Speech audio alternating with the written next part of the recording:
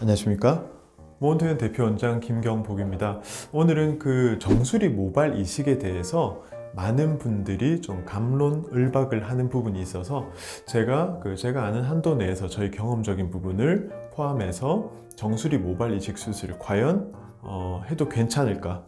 좀 간단히 좀 설명을 해드리겠습니다. 먼저 결론을 말씀드리자면 정수리 쪽은 앞머리 M자 부위와는 확실히 수술 방식이나 수술 과정 그리고 수술 결과에 대한 기대치 여러 가지 면에서 많은 차이가 있고요. 그렇기 때문에 정수리 수술은 어떤 경우에는 필요하기도 하고요. 어떤 경우에는 불필요한 수술이 될 수도 있습니다. 제가 결론을 말씀드린다고 해놓고 이렇게 애매하게 말씀을 드린 이유는 정수리 부분은 완전히 우리 M자처럼 완전 비어있던 부분에 새로운 모발을 만들어서 새로운 모발을 창조하는 이런 행위가 아니고요. 원래 모발들이 남아있는 부위에 사이사이에 가늘어지고 없어져 있는 이 모발들을 좀 메꿔주는 의미로 수술을 합니다. 그렇기 때문에 전후 차이로 봤을 때는 완전히 아무것도 없던 부위에 새로운 부분이 창조된 것과 그리고 원래 조금 있던 부위에 조금 더 늘어나 있는 것은 전과 후의 차이가 분명히 다릅니다. 그렇기 때문에 정수리 모발 이식은 사실 M자에 비해서는 기대감을 좀 낮춰서 수술을 하는 경우가 많고 실제로 많은 병원에서 정수리 수술은 해도 효과가 좀 떨어집니다 라고 미리 조심스럽게 말씀드린 이유가 바로 그런 이유 때문인데요. 하지만 정수리도 모발 이식이 필요한 케이스가 있습니다. 필요한 케이스라면 특별하지는 않고요. 탈모의 진행 정도를 봤을 때 어느 정도 이상 선이 넘어간 상태, 그런 경우에는 치료나 우리 약물 치료나 아니면 주사 치료나 다른 기계 치료로 회복을 시켜도 사실 충분히 두피가 커버가 되지 않고 그리고 주변 머리를 잘 끌어모아도 스타일링이 되기 힘들 정도의 진행 단계다. 그런 경우에는 정수리라고 하더라도요, 적절한 간격으로 적절한 면적에 새로운 모발들을 잘 배치를 해가지고요, 그 모발들이 자라서 그 모발을 이용해서 스타일링을 해서 모양을 좀 가릴 수 있도록 그런 보조적인 역할을 하기 위한 모발을 만드는 수술을 진행하기도 하고요. 그리고 이제 앞머리 쪽 나머지 부위, 탈모가 진행하지 않은 부위에 비해서 정수리 부위 탈모가 너무 집중적으로 많이 밀도가 떨어져 있어서 부피감의 차이가 많이 난다. 이런 경우에도 적절한 간격으로 모발을 배치를 해서 부피감의 차이를 좀 줄여주는, 비어 보이는 걸 완전히 까맣게 메꾼다는 의미보다는요, 부피가 차이가 나 있는 부분을 부피를 좀 맞춰줘서 그 앞부분 머리를 스타일링하면서 정수리 있는 모발을 같이 모아서 모양을 만들 수 있도록 중간에 푹 꺼져 보이는 모양이 들지 않도록 그런 목적으로 정수리 수술을 하기도 합니다. 그래서 일단은 그 정수리 수술은 여러 가지 목적으로 그리고 여러 가지 상황에 따라서 상태에 따라서 필요한 경우 불필요한 경우가 좀 나뉘어지고요.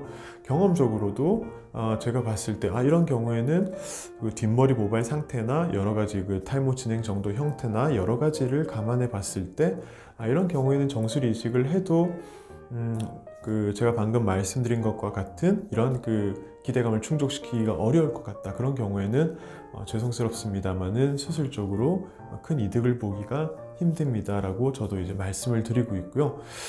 그리고 우리가 정수리 모발 이식 수술할 때 꺼려하는 제일 큰 이유 중에 하나가 사실은 이제 동반 탈락 때문에 이 수술이 좀 꺼려진다 이렇게 말씀하시는 분들이 꽤 많아서 오늘 추가적으로 동반 탈락에 대해서도 좀 간단하게 좀 설명을 해드리겠습니다. 우리가 흔히 알고 계신 동반 탈락이라고 하면 이제 그 주변에 멀쩡한 모발들이 있고 그 사이에 새로운 모발이 이식이 되었을 때 이 모발의 영향으로 주변 모발이 휴지기에 빠져들어서 모발이 탈락되는 이런 형태를 동반 탈락이라고 얘기를 하고요.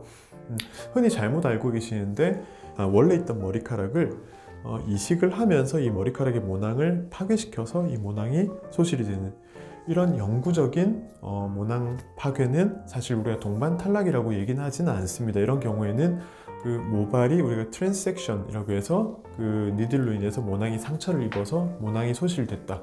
이건 이제 기술적인 문제로 보고요. 이런 그 트랜섹션 같은 경우에는 수술하는 집도의에 어떻게 보면 좀 실력이 부족했던 경우라고 생각을 할 수 있습니다. 그래서 이런 부분은 사실은 좀 제외를 하고요.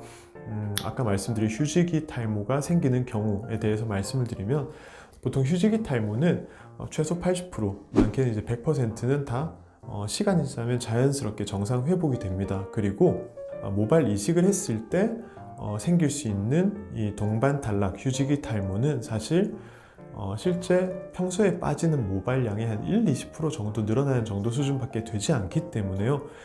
정수리 부분 이식을 했는데 동반 탈락이 돼서 머리가 완전히 다 비어버렸어, 휑하게 이전보다 더 나빠져 보이게 됐어, 이런 경우는 사실 없습니다.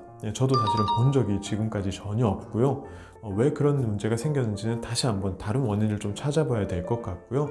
수술로 인한 동반 탈락은 실제로 모발 탈락량은 10에서 20% 정도, 그리고 그 탈락된 모발들은 시간이 지나면 거의 100%다 원래대로 복원이 되니까요.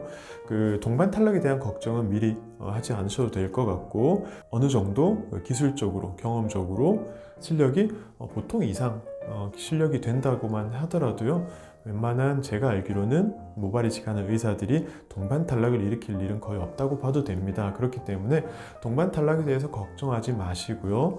내 정수리가 과연 수술이 필요한 상태인지 필요하지 않은 상태인지를 좀 정확하게 구분을 할 수 있도록 좀 상담을 정확하게 받아보시는 게 좋고요.